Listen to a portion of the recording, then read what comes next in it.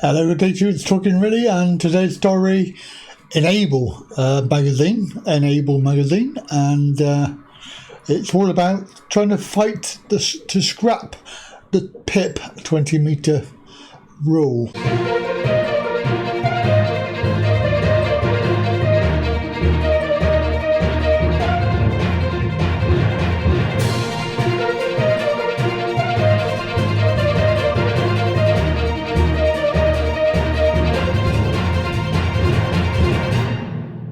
Yes, so the story, very interesting, is in Enable magazine. 20-meter rule is part of the DLA PIP assessment, which they changed. It used to be 50 in DLA, and it was made down to 20 meters. And basically, the societies are trying to fight it because it is extremely unfair, well, to everybody really, to be honest with you. The UK government says that if you can walk one step over 20 metres, even if you're using a walking aid, you'll lose the high-level mobility component. And of course that means that you lose your car as well. So it's a very big package of loss if you think about it.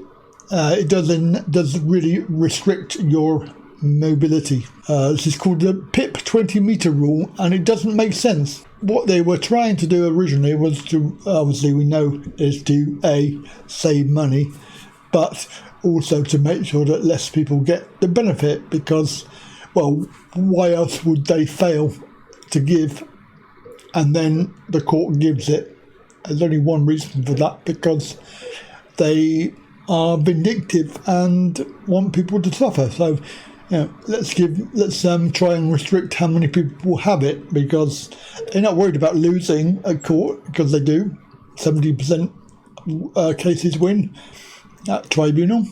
It's increasing in number every year, but you have all that stress of going to court. The move to change from DLA to PIP was 2013, and it was a change promoted to save money, but it's failed, obviously.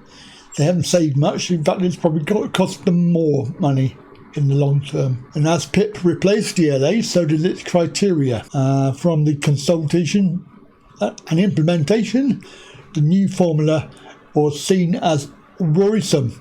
I wouldn't say it was more than that, but hey, the 20-meter rule, roughly the length of two buses. The measurement is less than half of the marker for the previous assessment, which was 50 metres. Now, obviously, MS Society are behind this campaign. The effect of the rule was felt instantly by applicants. They're on about MS sufferers, but let's also mention there is Parkinson's as well. It's unfair because more than a year after the campaign began, the rule is still in place, causing hardship for people who rely on the benefit to help with the cost of transport, treatments and daily living. It has no relation to the amount of support people need to live independent lives. There are people who can walk 21 metres who need just as much support as those that can walk 19. Assessors don't have enough understanding of the different conditions, and this is particularly concerning with the fluctuation of conditions within, say, for example, MS. Because one day you can have a really good day, and then the next day you can have a really bad day.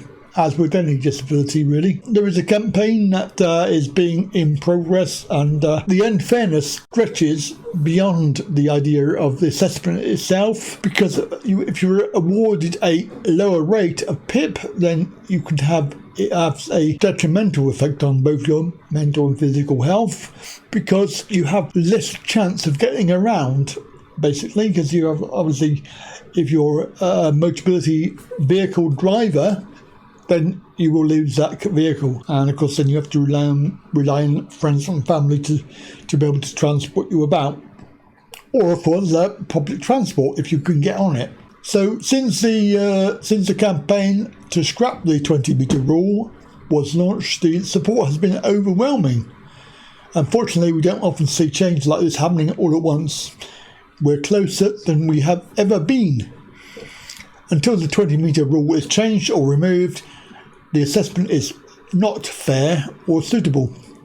It should go back to the 50-metre mark because that is more realistic. If they can't get to 50 metres, then it should be scrapped altogether. And of course, if anybody has been affected by that rule and you want to obviously appeal it, then obviously the process is you go to mandatory reconsideration, where they say no again, and then tribunal, where you will win in 70+% cases.